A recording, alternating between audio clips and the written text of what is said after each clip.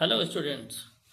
क्या आप लोग बोर्ड एग्जाम देने के लिए जा रहे हैं और उसमें आपका सबसे बड़ी प्रॉब्लम जो है मैथमेटिक्स से है और आपने ज़्यादा कुछ तैयारी अभी नहीं की है और आपको समझ में भी नहीं आ रहा कि आखिर हम प्रिपरेशन कैसे करें।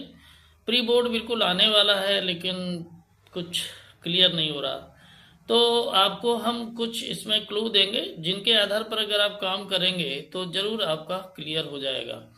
हालांकि आप लोग एनसीईआरटी के अलावा आर एस अग्रवाल या आर डी शर्मा कुछ ना कुछ रखे होंगे, तो अच्छा है।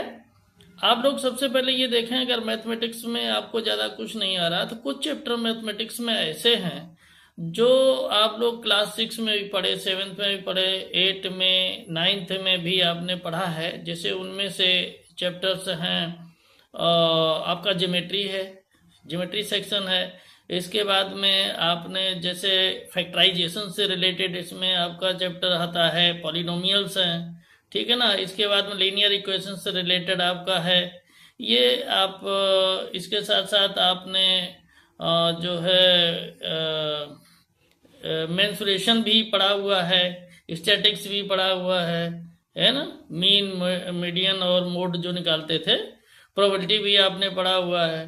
तो इसमें से आप 2-3 चैप्टर तो ऐसे जरूर होंगे जिसके बारे में आपको पहले से ही काफ़ी कुछ पता होगा, ठीक है। तो आप जो वो चैप्टर्स हैं उनको आप एनसीईआरटी का सलूशन जो है उसको कर लें अच्छे से। और अगर आपको नहीं आता है फिर भी, तो एनसीईआरटी के ज़्यादातर क्वेश्चन जो हैं वो आरएस में आपको एग्जाम्पल में मिल जाएंगे, तो वहाँ से जा करके आप कर सकते हैं, ठीक है ना।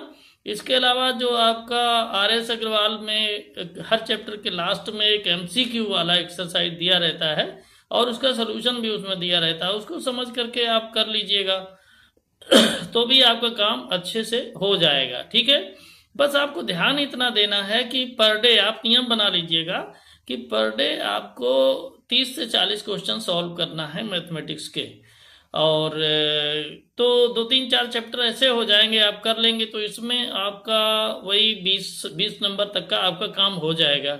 इसके बाद में एक इसमें चैप्टर आपका नया चैप्टर है ट्रिग्नोमेट्री का, तो उसको भी आप ये ज़्यादा कुछ उसमें होता नहीं है। लोग डराते हैं कि बहुत हार्ड है, लेकिन उससे क्वेश्चन आपके बोर्ड एग्जाम में बहुत अच्छे आते हैं। इस वजह से उसको पढ़ने के लिए आपको ज़्यादा कुछ नहीं करना है, बस उसके जो टी रेशियोज हैं उनको याद कर लें। साइन कॉस टेन होता है और साइन का अपोजिट कॉसेक है, ठीक है ना। कॉस का अपोजिट आपका सेक है, टेन का कॉट है, ठीक है ना। इसके आगे जो थीटा, अल्फा या ए बी सी जो लगता है वो एंगल होता है, ठीक है।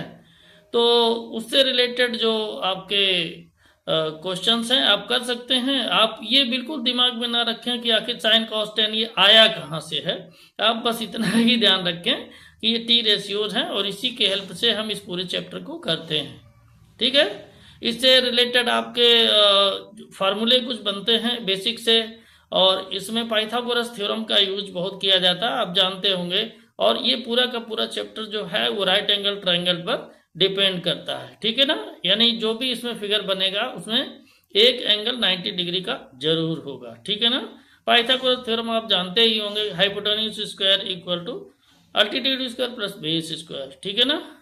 इससे आपका सॉल्व होगा क्वेश्चन। और साथ में आपको कुछ इसके बेसिक जो फार्मूले हैं, जैसे हो गया आपका sine theta equal to altitude by hypotenuse, और cos theta equal to base by hypotenuse, और जो टेन होता है तो अल्टीट्यूड बाई बेस, ठीक है ना।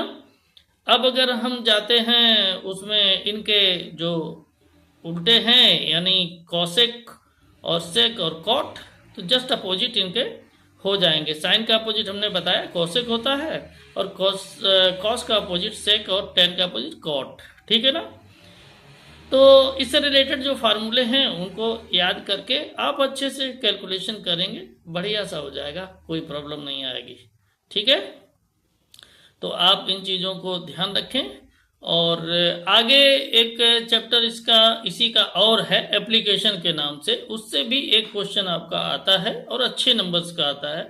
उसमें फिगर मेन होता है और उसमें ज़्यादा फार्मूले भी यूज नहीं होते, कंडीशन के अकॉर्डिंग होता है, ठीक है ना। तो उसको भी आप सॉल्व कर लें। तो यहाँ तक आपका ये मानकर चलिएगा कि पासिंग मार्क तक आपका आ जाएगा, ठीक है।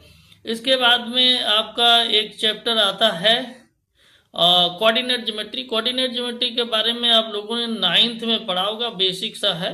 तो इसमें भी बहुत ज़्यादा कोऑर्डिनेट ज्योमेट्री में कुछ नहीं, 2 फार्मूलों पर ही पूरा आपका चैप्टर हो जाता है। एक आपका है डिस्टेंस फार्मूला, ठीक है, यानी D = √x1 - x2 whole square और प्लस y1 - y2 होल स्क्वायर, ये रूट के अंदर ही रहेगा। और दूसरा आपका जो है सेक्शन फार्मूला है, ठीक है। तो इन दोनों पर ही आपका हो जाता है। इस तरीके से आप अगर करेंगे और बहुत सारी हेल्प आपको मिल जाएगी RS अग्रवाल से, क्योंकि उसमें NCERT के जो क्वेश्चन है वो ज़्यादातर उसके एग्जाम्पल में दिए हुए हैं, ठीक है ना।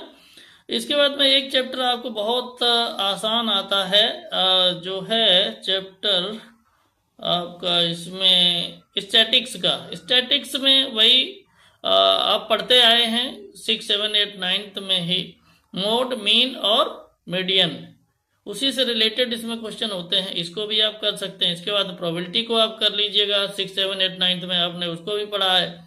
तो इतना अगर आप कर लेते हैं तो आपके मैथमेटिक्स में 70 मार्क्स तक कवर हो जाएंगे, ठीक है ना। तो इस आधार पर अगर चलेंगे, और ध्यान रखिएगा आपको पर डे कम से कम 30 से 40 क्वेश्चन सॉल्व करने होंगे और मन से सॉल्व करने होंगे, उसको टाइम दीजिएगा। और इतने में ही आपकी मैथमेटिक्स की जो प्रोफेशन है वो कंप्लीट हो जाएगी। बीच बीच में हम बेसिक्स आपको बताते रहेंगे, चैप्टर वाइज हम बेसिक्स आपको बताएंगे, और लगभग हम कोशिश करेंगे कि हर दिन एक वीडियो हम आपको दें, तो आप अच्छा कर सकते हैं। आपको कहीं कोई कोचिंग या इस तरीके का हड़बड़ाने की ज़रूरत नहीं है। ओके, चलिए फिर मिलते हैं अगले वीडियो में। अगर आपको वीडियो अच्छा लगे तो कमेंट कीजिएगा और लाइक कीजिएगा, और हो सके तो आप सब्सक्राइब भी कर दीजिएगा, ठीक है, क्योंकि हम मेन मैथमेटिक्स के ही हैं और आपको जॉब से रिलेटेड भी आगे हम बताते रहेंगे कि किस तरीके से किसमें कैसे जॉब मिलती है। और आगे भी जो सीनियर क्लासेज हैं उनके भी वीडियोस आपको मैथमेटिक्स के मिलते रहेंगे। धन्यवाद।